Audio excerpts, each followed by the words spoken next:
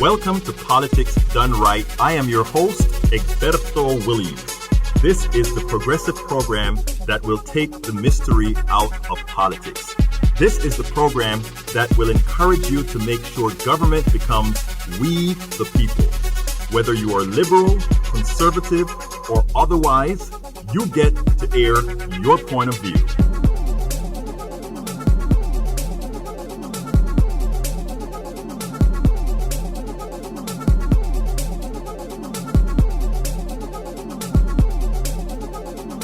Remember, you can also send me a tweet to EGBERTOWILLIES.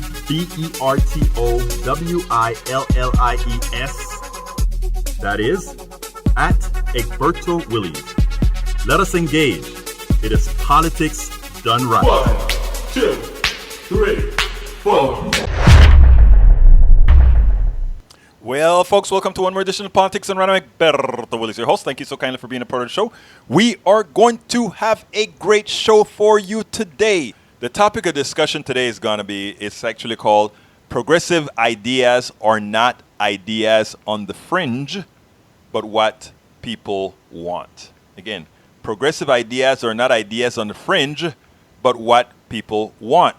But before I get there, yesterday I was pretty darn upset because one of the reasons that we see, and we're not going to talk about Donald Trump's impeachment today. That's not what we're here to talk about. However, I do want to point out to you what occurred on Meet the Press. And joining me now from Bowling Green, Kentucky is Republican Senator Rand Paul of Kentucky. Have you been reading the transcripts that they've been released? My impression so far is I think the American people want fairness, and I don't think they're going to judge fairness when they're accusing President Trump of the same thing Joe Biden did, threatening the aid if some kind of corruption's not investigated. It seems like everybody, both parties, have been threatening aid if some kind of investigation either doesn't happen or is ended. I want to set aside what Vice President Biden. Is it appropriate for the President of the United States to have engaged in this? I think there's a real question whether you think the president should specifically go after one person, but there's a real question whether Joe Biden should have gone after one prosecutor. But if it were me, I wouldn't give them the aid because we don't have the money. We have to actually borrow the money from China to send it to Ukraine. Do two wrongs make a right? I don't understand why that's always used as a deflection. Foreign aid by law can only go out to countries that are not corrupt. Do you believe there should be a distinction between whether people in the administration ask for a quid pro quo and whether if they're... I think we've gotten lost in this whole idea of quid pro quo, and I think Senator Kennedy kind of hit the nail on the head, is that if you're not allowed to give aid to people who are corrupt, there's always contingencies on aid. If you're the average American citizen watching this, should you be concerned that the President of the United States wanted a foreign government to help investigate a political rival? Do you understand why some people think that that's abusing the office for political gain? Yeah, I think you're right, Chuck, but I think an equal number of people are upset that Hillary Clinton hired a British spy to hire Russians to get dirt called the Steele dossier. You did it again. You went back and said, okay, there's behavior that's bad over here, there's behavior that's bad over there.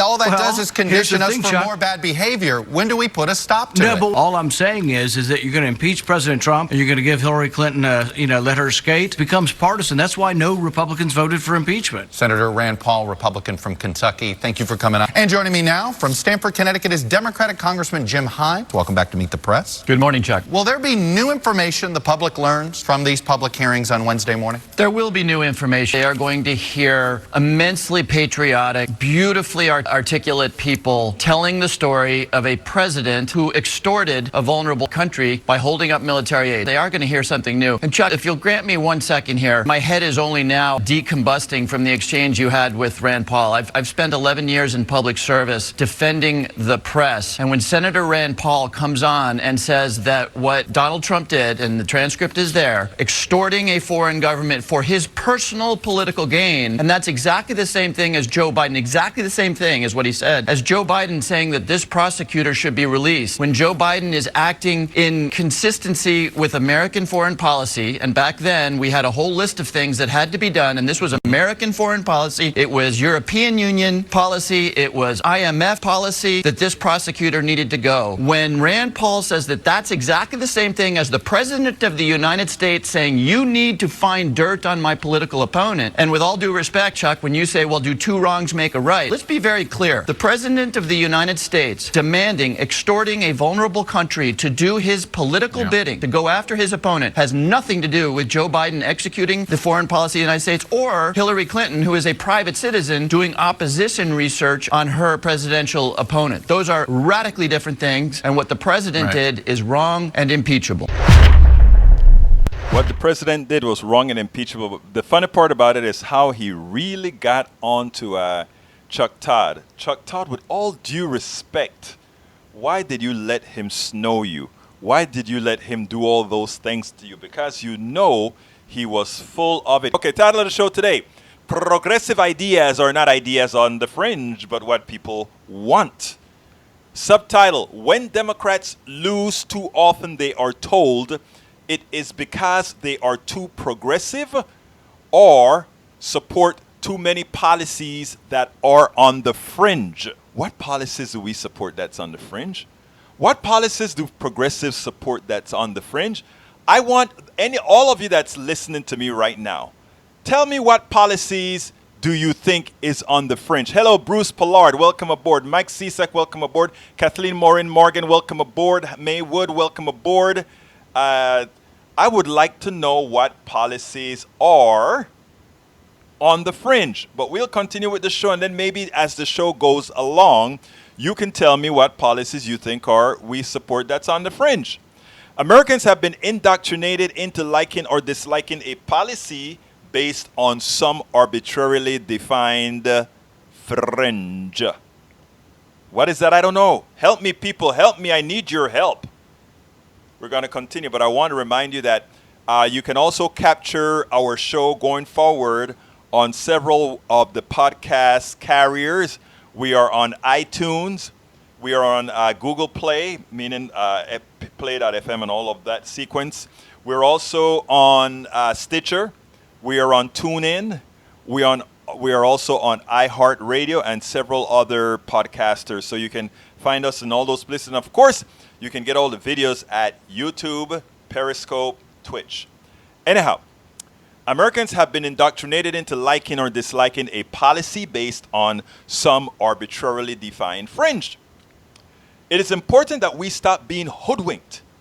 Our corporate mainstream media would have most believe that progressive ideas are the fringe or unattainable. The thing is, that is not true. I like to say that's not true.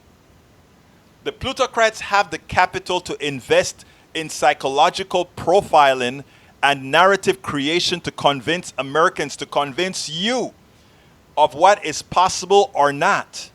It has had them voting against their interests for decades. But it's deeper than that.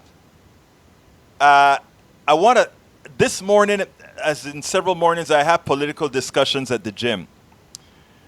And I was talking to a nice guy.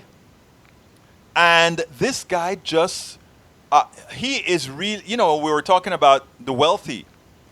And I brought up the idea, well, I tell you what, I'm going to leave that for after. I'll leave this discussion for after I do the blog of the week. So I want to go ahead and start that. Let's go ahead and start with the blog of the week. So you know how I do that sort of a stuff. We'll go ahead and start with the blog of the week this way. It's time for the weekly blog post.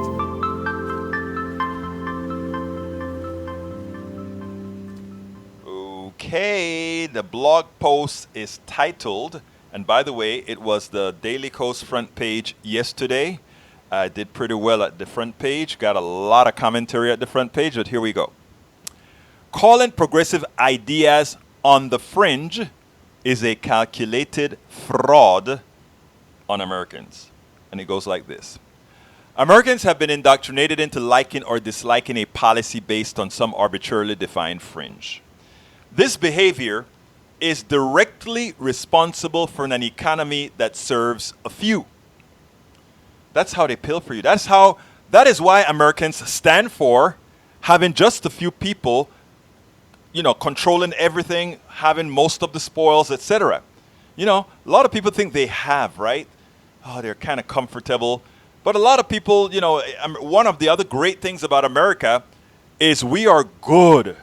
We are so good at one, living beyond our means, and also two, hiding our ills, hiding our pains, hiding our personal economy by just building up debt, we are good at that.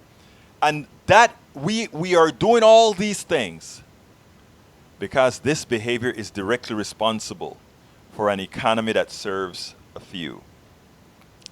When Democrats lose too often, they are told it's because they are too progressive or support too many policies that are on the fringe. When they win, they're told that unless they track to the center, some mythical center, I don't know where that is, they will lose in the next cycle. And if you take a look at what happened, if we look at when Obama came into power, Obama came on a progressive mantra. We were going to get all this stuff done. And by the time we were done with health care, we had middle care. All the great pieces of health care that we were going to have, it wasn't the Republicans that killed it. I want folks to realize this. The Republicans, you could have kept them out of the equation completely. The Republican politicians were simply going to do nothing for their American constituency. They just weren't going to do anything. But we had a veto-proof, or rather a filibuster-proof Senate, and we had a full-fledged, way large margins in the House. And we still couldn't get the most progressive health care plan because, again, we were attacking to the center, and all those politicians were made to believe that if they didn't tack to the center, if they didn't do things to the center, that they couldn't get reelected. Well, they didn't tack to the center, they did something else anyway, and they still got thrown out of Congress. Just tells you, right? If you're going to help the American people, help them right. Do it right. And if you do it right, you'll be reelected. You do it right. You really give them what's deserving of what they're deserved. But nah. We went to the center, and the center brought us losses in 2010 like no other. After the Democratic big wins recently from Ohio Governor, last week, a couple weeks ago, we had huge Democratic wins. Former Ohio Governor John Kasich appeared on Don Lemon's program on CNN, and he admitted that Republicans are moving away from Trump and the Republican Party in large numbers. But it is his following statement that should give everyone pause. Here's what he said. This is what he said. There is also a very big lesson for Democrats, John Kasich said. If you think you are going to win nationally with Medicare for all, the Green New Deal, and all that other stuff, you're not going to win. Because when you look at what happened in 2018, the big win we just had, and when you look at Beshear and even look at the races in Virginia, where the Democrats have taken the state Senate, you will find those candidates those candidates running closer to the middle than on the extremes. I want to remind Brother Kasich that the reason that is the case is that the progressives brought the delta needed to win. The excitement of the Democrats were going to vote anyway. They just vote. But the progressives are the ones who brought the numbers to bring it over the top. Don't ever forget that. Lemon then asked Kasich if he thought the country was center-right, center-left. He said, I do, responded Kasich. Even with all the rhetoric and all the division we have going on, John, Lemon asked. I think, Don, you and I, a lot of people, we live in a bubble, Kasich replied. We hear those voices out there, whether they are on Twitter, whether they are on television. We hear those voices, but most people are not focused on those kinds of extremes. What extremes? Explain to me, please, what extremes, Brother Kasich, what extremes? What extreme policies does progressives have that America wants to run away from? The only extreme policies America ever wants is a caricature the plutocracy, through the media and others, make up the policies that we want that makes lives better for everybody else. That's the extreme. Kasich does not live in a bubble at all. All pundits and former politicians trying to temper the wind as some need to tack to the mythical center are doing what many understand very, very well. They are selling out as explained followingly. Had Democrats lost big in the elections a few days ago, the narrative would have been different. It would have been that Democratic fringe, represented by Bernie Sanders, Elizabeth Warren, the squad, meaning Alexandria Ocasio-Cortez, Ilhan Omar, Ayanna Pressley, and Rashida Tlaib, caused Americans to turn away from the Democratic Party. I mean, that is what would have happened, right?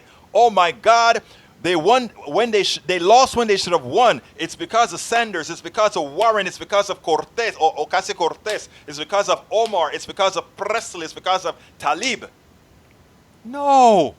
But they won.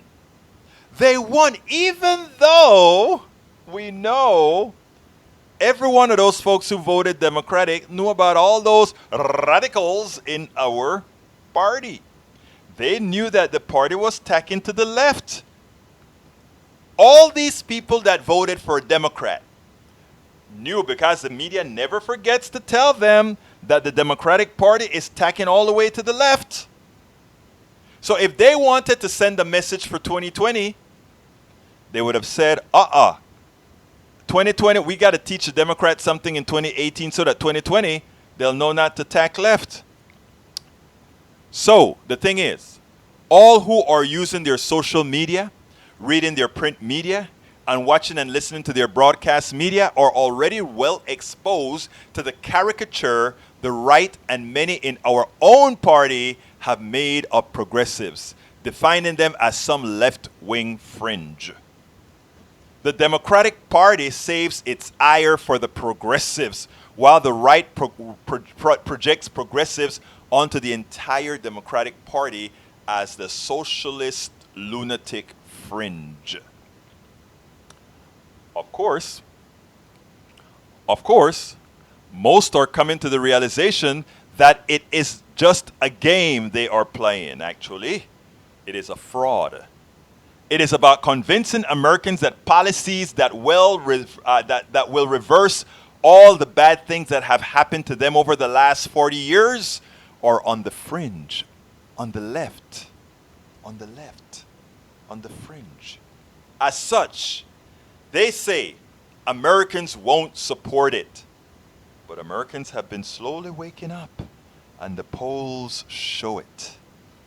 Americans have been slowly waking up, and the polls show it. Kasich called out two programs as being on the fringe: Medicare for All and the Green New Deal. Others have called out student loan forgiveness, generous family leave, and child care subsidies. I fail to see how any one of these policies could be considered on the fringe. Each would improve the personal economies of millions, and with that, the overall economy. If Democrats stay focused on their values with a unified message on these policies, they would be unbeatable because, as we have pointed out ad nauseum, most Americans support these policies. And those who don't are generally in an ideological labyrinth. Right? They're in an ideological labyrinth. They're stuck within that labyrinth. It only has one way to get out, and they're going back and forth. It feels like the guy that I spoke to today. As I'm making my points, he knows. I could read in his eyes. I could see him. I could read that he's saying, yes, but. Yes, but.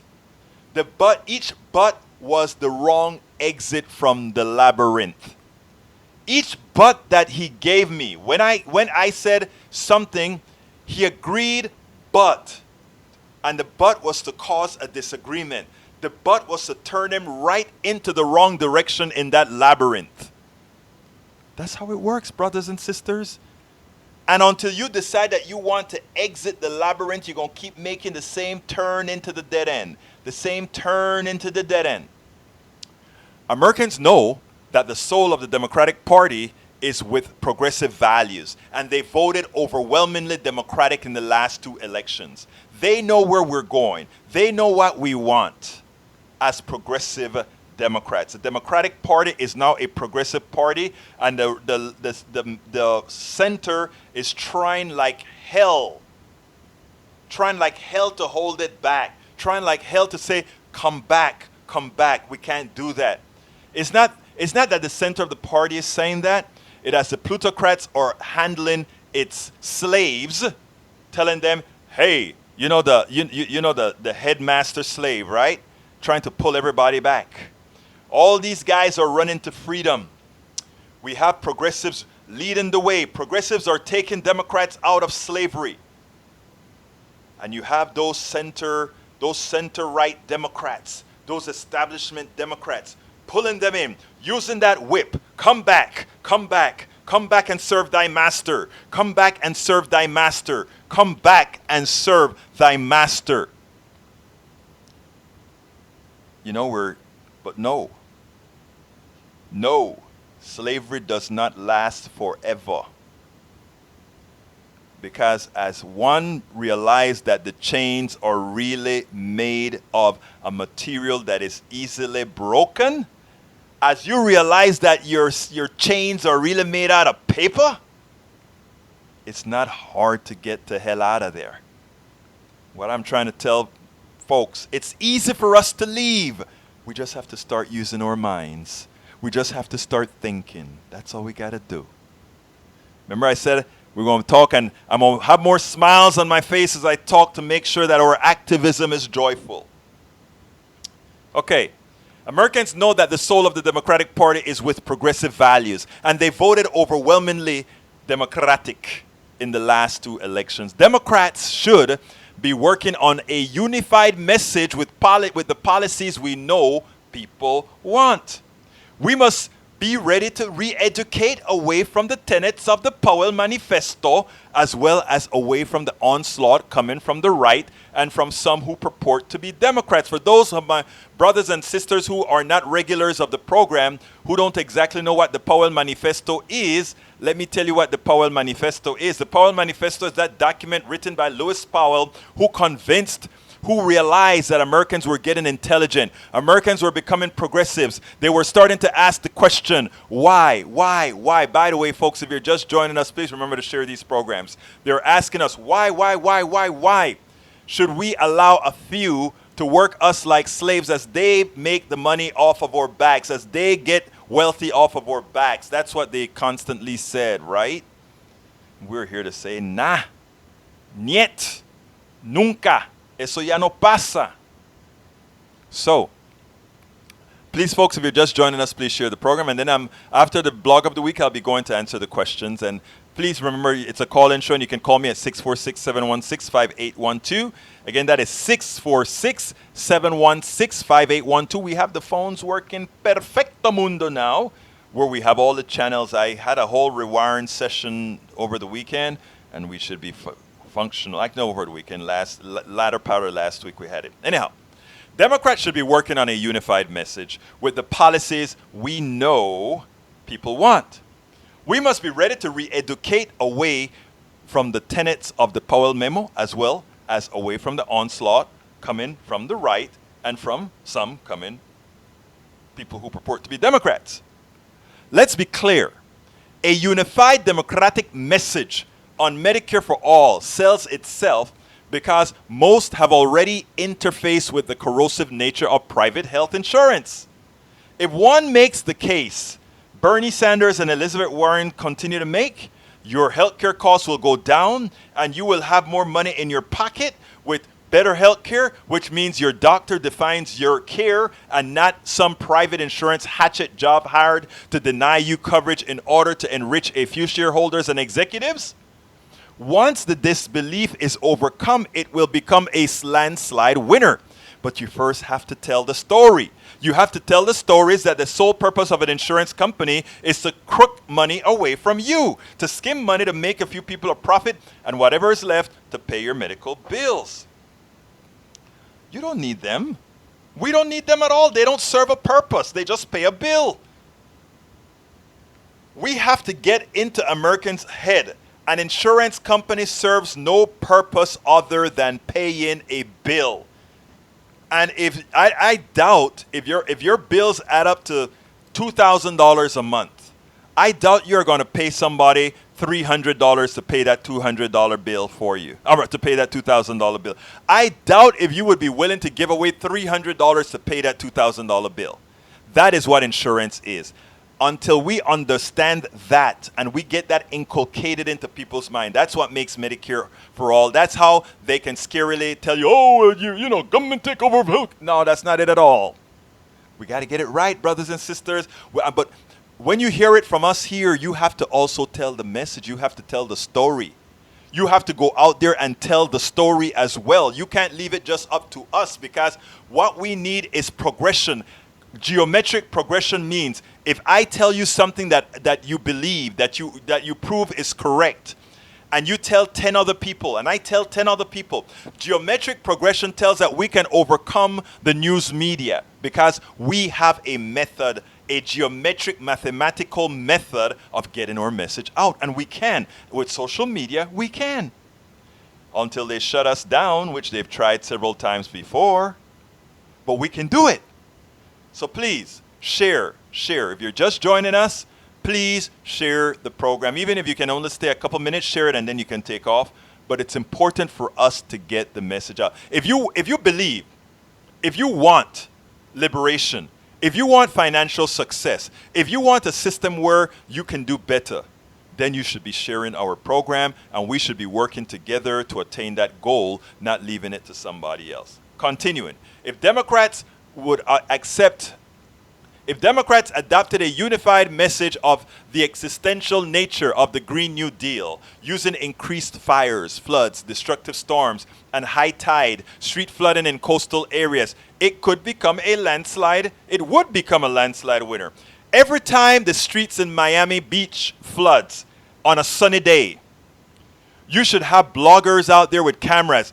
Global warming, reason for the Green New Deal. Those fires in California, we should have bloggers out there saying, hey guys, look at the fires caused by by climate change. When you have those hurricanes that we never had before, as in Kingwood here, the videos that I did with all these floods that we had here, a place that didn't flood before. We had 6 feet of water.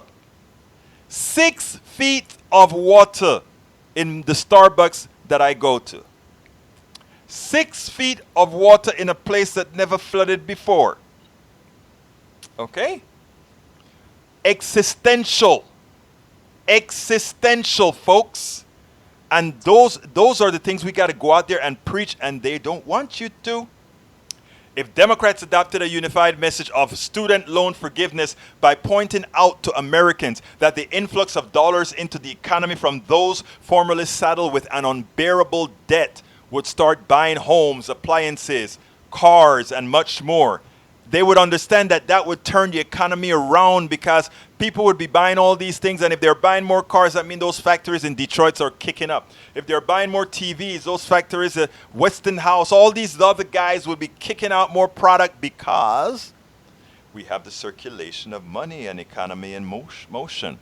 When you're paying these debts off that you didn't really earn in the first place, because they were the thievery that went on in the way they were put out there, that money goes back to the bank, and they reinvest it somewhere else, and they take the high interest rate profit and give it to shareholders, to rich people who are not going to use it in the first place anyway at all.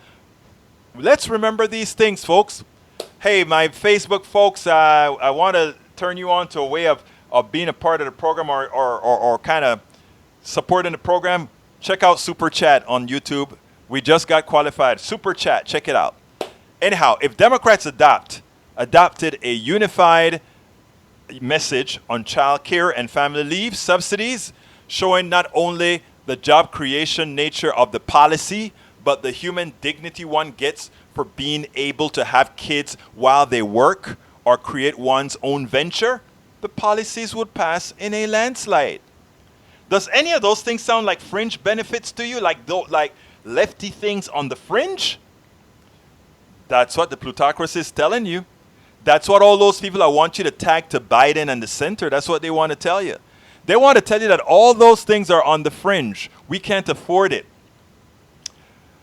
Do you notice that there are certain things we can never afford when it comes to making life better for the middle class, but on things that cost more, eternal wars, no problem. If we got to go blow up something and it costs, they don't mind paying $300,000 for one missile that they sell out 100 missiles. They don't mind that. $300,000 for a missile. They don't mind $300 million for a plane that gets shot out of the air. They don't mind that. It's not a big deal. It's just another military expenditure. They don't mind a tax cut that costs over $1 trillion and say, nobody said exactly how is it going to pay for. We can't talk about passing that unless it's paid for. They don't mind that. But we should mind when we cannot support middle class humanity. We must mind that, right? When we know, I've already spoken about that modern monetary theory before, which is what we're using, but we only use modern monetary theory when it comes to supporting corporations. We don't use modern monetary theory when it comes to supporting the middle class, but that's another story. Anyhow, continuing. The lie that there is not enough money to pay for all the above and more is just that, a lie. A few Americans decided to create an economic system that values capital over humanity, allows a few to hoard the capital created on the backs of others. That's what we have now. Adjusting our economic model that values humanity's worth would be transformational for most. And if you take a look at the policies, let's say, for Bernie and Elizabeth and these folks, at some point affected to its maximus, we're talking transformation here. And we're talking that we need to make people believe. We need to let people understand that all of this is possible. Because there are so many messages out there that's telling you, that's not possible. We can't afford it. I always have something that I tell people. If you have a lot of work that needs to be done, meaning there's a lot of infrastructure that needs to be built, there are a lot of people that need an education, there's a lot of things that need to be done.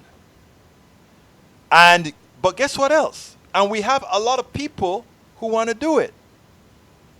If you cannot connect the people with the jobs that need to be done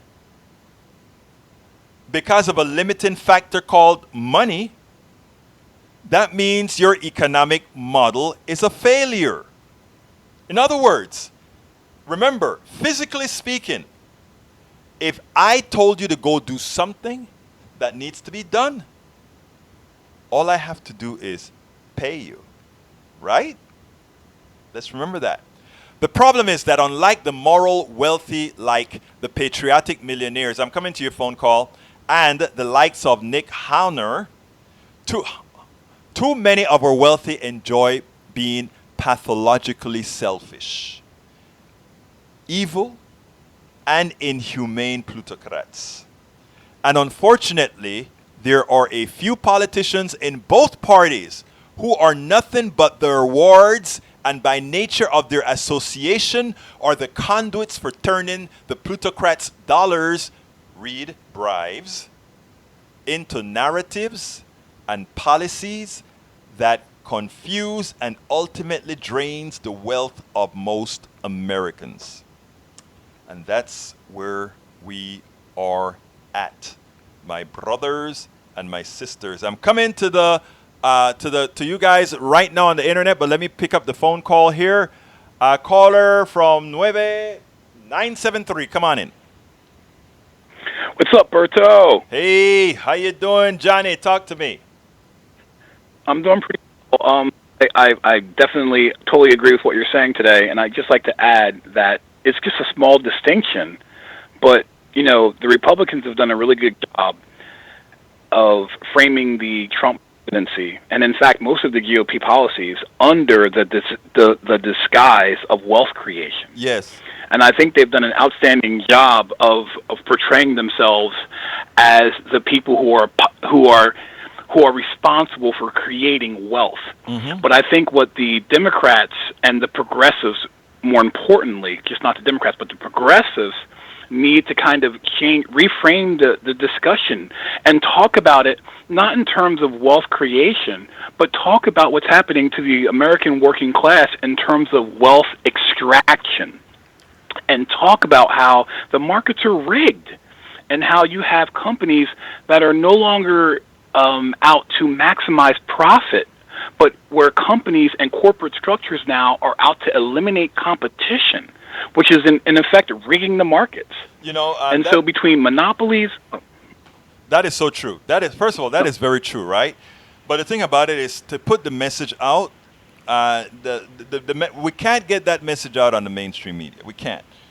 I mean, I was watching MSNBC, and I don't know if you came in at the start of the show, but at the start of the show, what I started telling people is, I was listening just before the show for 10, 15 minutes. I was watching the TV, MSNBC, and there were three commercials for three very expensive drugs for which this company has a monopoly on. Think about that. I mean, there is, right. And so what makes you believe that anybody on MSNBC, because you know how expensive those commercials are on MSNBC, they make a lot of money from them. What do you think their managers and their bosses and all of these guys are going to tell the reporters when they come out, if they decided to come out hard on fixing the big pharma problem and fixing the Medicare for all problem? What do you think they're going to talk about? They're not going to allow that. Right. Right. Why do you think this is problematic, Bernie Sanders Berto, is invisible right now? That this is not by accident. And this is part of the task of PVR, your show, yes, is to talk about wealth extraction, because what we're seeing is, it'd be one thing, Berto, if we saw these companies creating new products, mm-hmm, innovating, and right, making things that we were like, wow, this is an incredible feat of engineering, right, and a feat of innovation. But that's not what we're seeing. And I'm glad what we're seeing is wealth. I am so glad we're just seeing pure wealth extraction from the working class. I am so glad you said that, because that's what I try to bring forth with people, like when I talk about insurance. One of the purest forms of wealth extraction is the insurance company, right? Because insurance company, they do absolutely nothing other than paying a bill. That's it. Nothing more but paying a bill. Well, and like I told people, they would never pay. If you had $2,000 worth of bills to pay, you would never pay me $300 just to pay your bill, your $2,000 bill.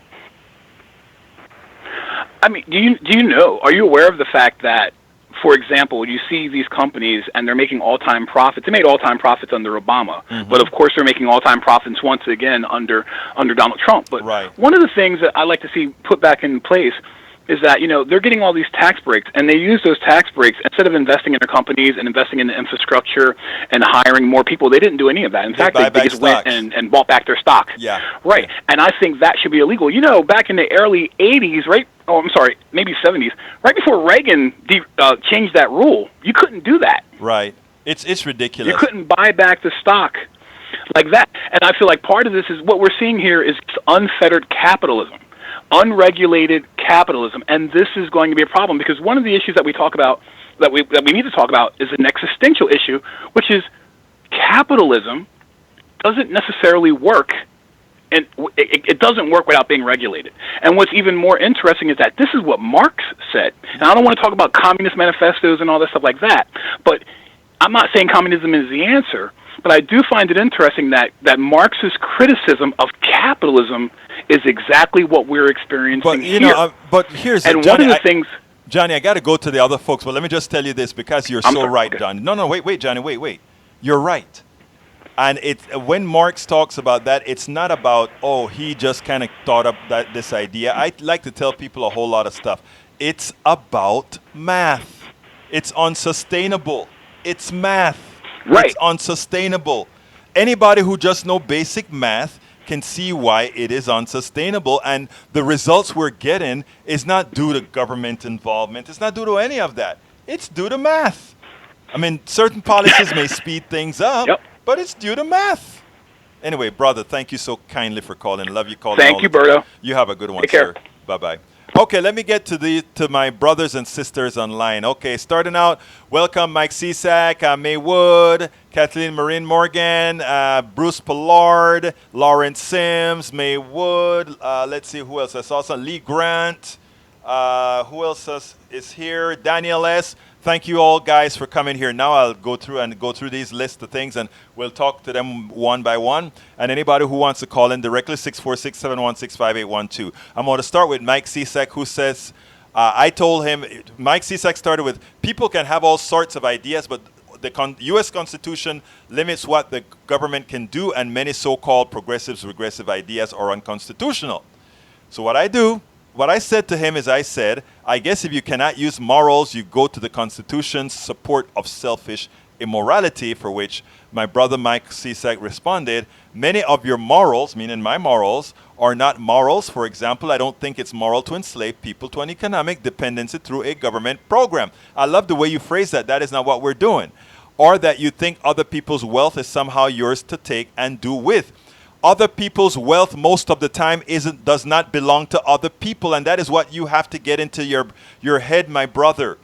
A lot of the wealth that you want to put onto others is stolen wealth. Okay? The reason I want to tax a whole lot of this stuff away is because it's unearned.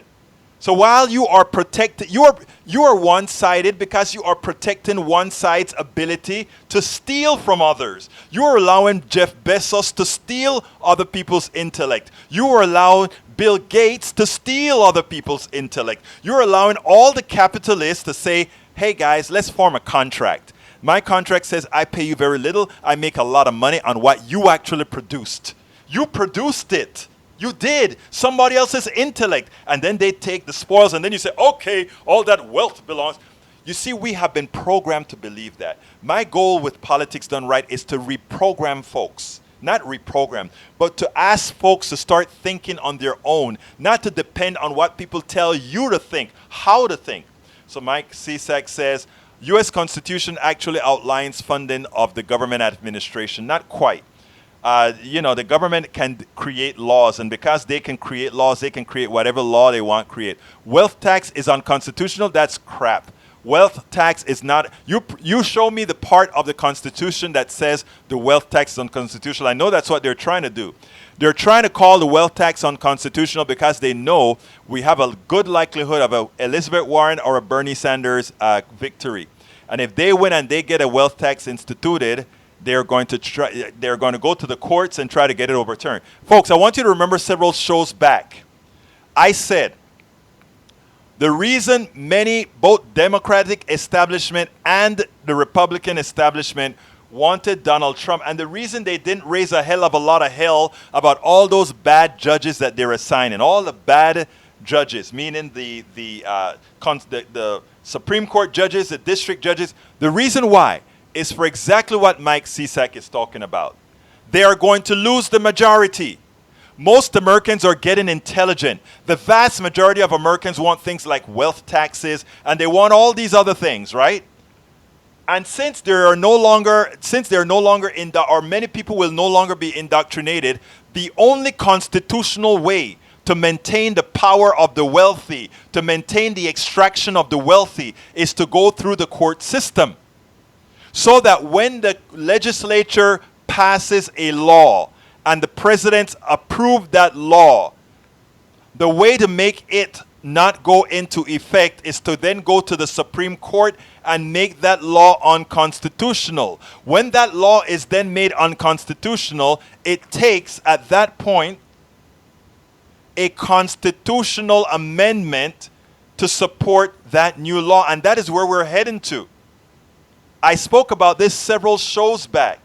The whole idea behind a lot of these corporations not minding a buffoon like Donald Trump being president is because they get their judges in. And in getting these biased judges in that are not really competent judges, what they immediately get is the ability to make any law that they see in conflict with the plutocracy as unconstitutional. That's the whole game. And I've been talking about this for several years. Anyhow, so if you notice, Mike Cisak started to bring these things up because they see the writing on the wall. They see that we're going to get a progressive president. And they're scared. How do we go against the majority? How? Lawrence Sims says Obamacare was fought from Democrats and Republicans primarily because of pushback on Obama. It was because of pushback on the plutocracy. Obama was just the face that they could use as that. It's the plutocracy, the wealthy, that were always making sure that we would have a system where they can continue to pilfer. Democrats favor more moderate party. I'm sure you'll see that in the polls. Not true. Let me tell you again. Don't ask a Democrat if they want a centered candidate. They'll say yes because that's a nice thing to say. Ask them about policy after policy. You see, that is a trick, right? The trick is to say everybody wants to be moderate because what you do is you define the left as a fringe, you define the right as a fringe, right? Crazy people. You define them as crazy. And then you ask the question, what kind of candidate do you want? Somebody on the fringe, or do you want somebody that's moderate? And then the answer is you want somebody that's moderate. You don't want people on the fringe. That's why I had the title of the show that I had. Because that is what the plutocracy does. It's about narrative. You make everything else the fringe, so you force people down the middle. But you start asking people what policies they want. Do you want health care? Yes. Do you want child care? Yes. Do you want paid forward university? Yes. Do you want all those things? Yes. Guess what? That is what the plutocracy has defined as the left fringe. But you say you are a moderate. But you really want you want to be called a moderate who wants the policies of the left fringe. And that is what I'm talking about, people. It's about narrative and how they do it. Let me continue reading. Okay, Lee Grant, salute to our veterans. Oh, Lee Grant, I didn't do that. Thank you so kindly, Lee. Let's give umbrage to our veterans, all of those who have kept our country free. I don't know. Okay, Lee Grant says, I don't know a lot of people who want massive increase in the power of the federal government, more taxation, spending, and the loss of freedom associated with increased rules and regulations. Lee Grant, I don't know anybody. I'm with you. Having a good social safety net doesn't mean that. That's what the plutocracy wants you to believe, that having a solid safety net means. A solid safety net gives you freedom to be innovative. Mike Cisak, yeah, you have to lie to the American people. Warren's plan of $52 trillion over 10 years doubles what we spend on healthcare as a nation currently. We're up to. So let's take what you're saying, Mike Cisak, to the next level. Are you saying? I am saying right now that we are spending, in the total amount of healthcare we are spending right now, it's more. It's more than what the total amount of healthcare we would spend with Medicare for all. That's what I'm saying, the total. So you are saying you prefer that. But if you're saying it costs too much, you're saying that you're willing to let people die. We're saying if we put the same amount of money we're putting in right now, that's what Medicare for all would cost. Right? Right now. The only difference is, as opposed to it coming from us paying all these different premiums, it has to be taken care of in a different way. But the total amount of money is less. The studies tell you that. The problem is you have to complicate it to fool people. Okay, let's see. Lawrence Sims says, since Medicare for all will take legislation and votes from Congress, why can't Obamacare be amended by those same to be all one, as saying M4 will be? Because of the legacy of private health care taken away 15 to 20% or more of the money. You see, we can insure, if we get rid of the insurance company stealing the money, Lawrence, what we get. Right now, the insurance company just steals your money. In other words, you go ahead and you want them to, you have a $2,000 bill. Like I tell people, will you pay somebody $300 to pay a $2,000 bill? You wouldn't. But that's what insurance companies do. And they offer no added value. They offer nothing that we can't do on our own. Absolutely nothing. Okay. Has anyone calculated the total cost of Medicare for Awful, well, and the Green New Deal, loan forgive? Yes. And you know what? It's actually not what you think. Again, I wish more of you would simply not buy the crap that is made for you. I mean, they want to indoctrinate you so badly. Egberto, can you name one, just one, of these evil plutocrats who are hoarding all the money? Jeff Bezos.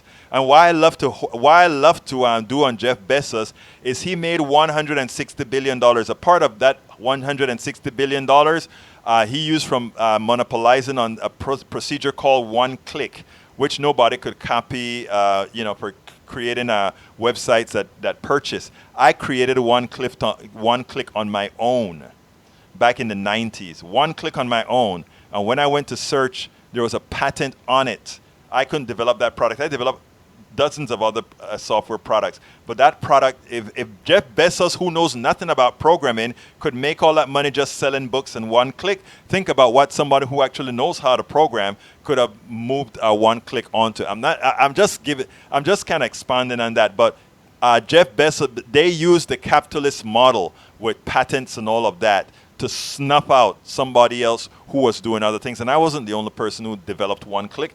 There's nothing ingenious about one click. I wasn't going to patent one click.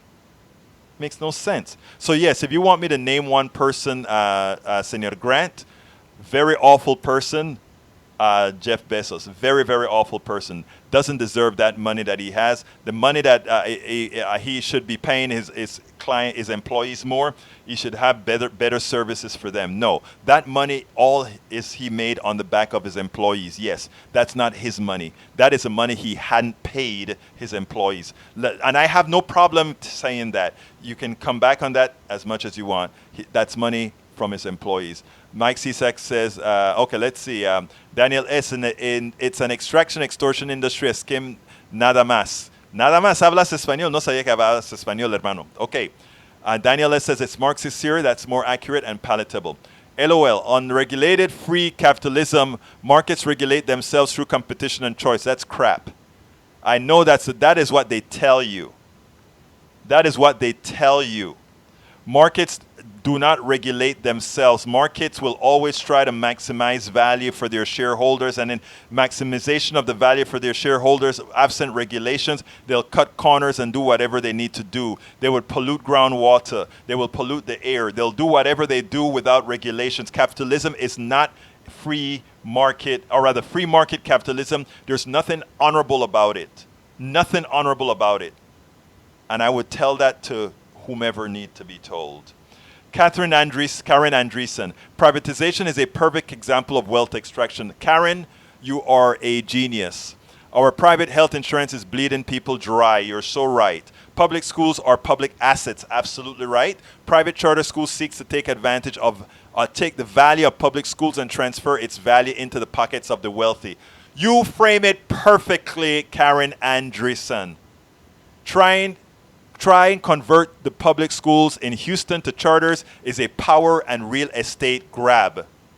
You are, Karen, again, a genius. Progressives and socialists don't understand human nature. Yes, we do. A little slip of truth, finally? No, I always tell the truth. Actually, I'm starting to agree with Egberto. I guess his programming is working. Maybe on you, I hope. Michael Cisak, yep, Daniela Egberto shows his authoritarian side here. No, I don't. Daniel S. says, do we recall ability for these fake judges? Yes, we can recall them. It's called impeachment. And that's why I said, when progressive take over, we need to take over not 50 plus 1. We need to take over 67%. With 67%, we can get rid of all the bad judges and put in people who are going to judge correctly. And when I say judge correctly, that's what I mean. And it's not difficult to know what judging correctly means. Lee Grant said inside every leftist is a totalitarian dying to get out. Oh, wow. Just me, my friend, says the ultra-rich just don't just buy politicians you know. Though, buying SCOTUS and other federal judges, they get a good 30 or 40 years of service that won't be voted out or term limited. Very, very insightful, just me. Daniel S. says, meta-narratives. Love that word, meta-narratives. Let's see.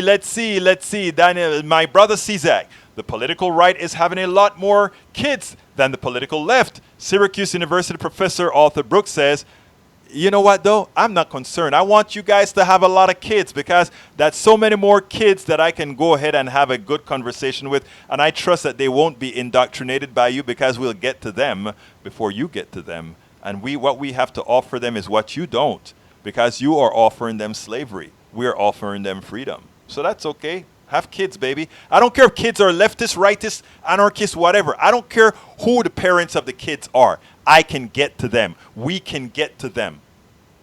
Just like we got to them during the Obama years, we can get to them. The reason Obama won is a lot of those kids came home and told their parents, Dad and Mom, we need to be educated. Thank you so kindly. Daniel S. Haha, yup, that's for sure. Karen, yup. All right, let's see. Daniel S. says, Karen, spot on. Privatization and finalization of extractive capitalism. Daniel Ado comes back and says, what a buffoon. Please tell me what is honorable about government taking money from those who earned it and giving it to those who did not. They did not earn it. That's what I'm trying to tell you, Daniel. They did not earn it. They earned some. Daniel S. says, Comandante Egberto. No, Daniel.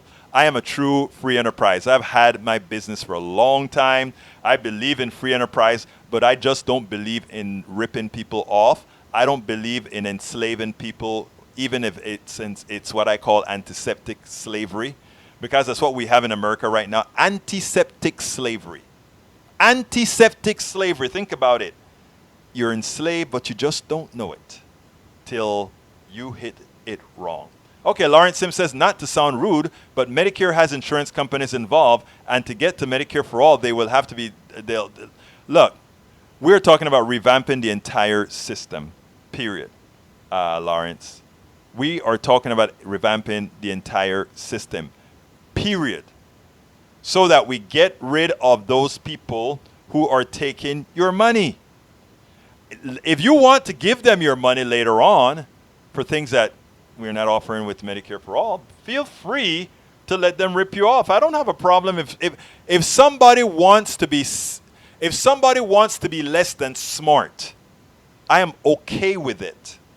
Just don't force all of us to be less than smart by having to go through an evil, corrupt, wealth draining system. So what I'm saying is, if you want to be unsmart, do so as long as it doesn't affect us. But don't force us into a system that is ripping us off. Karen Andreessen says, by the way, the protests and riots in South America, including Chile, Ecuador, and now Bolivia, are against the neoliberal policies of the past 30 years. Yes, it is. But the problem in Bolivia, it's on the reverse side. I mean, the CIA, I think, I don't know, I have to kind of do more studying on Bolivia. But Evo Morales is now gone. And I find it hard to believe that he wasn't under some severe threat from his own military based on something some of our, CIA has done. But I don't have all the research yet. I got to check out Greg Palast and see what he has to say about it. We're suffering from the same misguided trust in the market. Yes, ma'am. The market causes income inequality, loss of social safety nets, and destruction of the working class. Yes, it does. And guess what? I've been going on not realizing that we are out of time. It's 4:02. We should have been done at 3:57. Folks, I want to thank you so kindly for spending this time with me. I want to ask you so kindly to go to politicsdoneright.com and support the program. I want to ask you so kindly to subscribe go to politicsdoneright.com and just hit on Patreon, or just go to patreon.com/politicsdoneright. But you can get it all. Go to politicsdoneright.com on the right-hand side, click on Patreon, or on your thing, just click on Patreon and become a supporter. That is how we are going to continue to get the message out. If we work together, there is nothing that can stop us. If we work together, nothing can stop us. My name is Egberto Willies. This is Politics Done Right. And you know how I end this baby? I am what? Out. Welcome to Politics Done Right. I am your host, Egberto Willies. This is the progressive program that will take the mystery out of politics. This is the program that will encourage you to make sure government becomes we the people. Whether you are liberal, conservative, or otherwise, you get to air your point of view.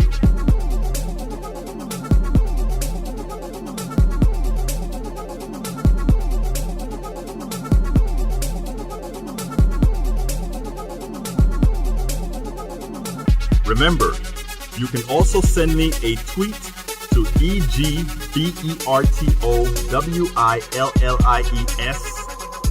That is, at Egberto Willies. Let us engage. It is Politics Done Right. 1, 2, 3, 4.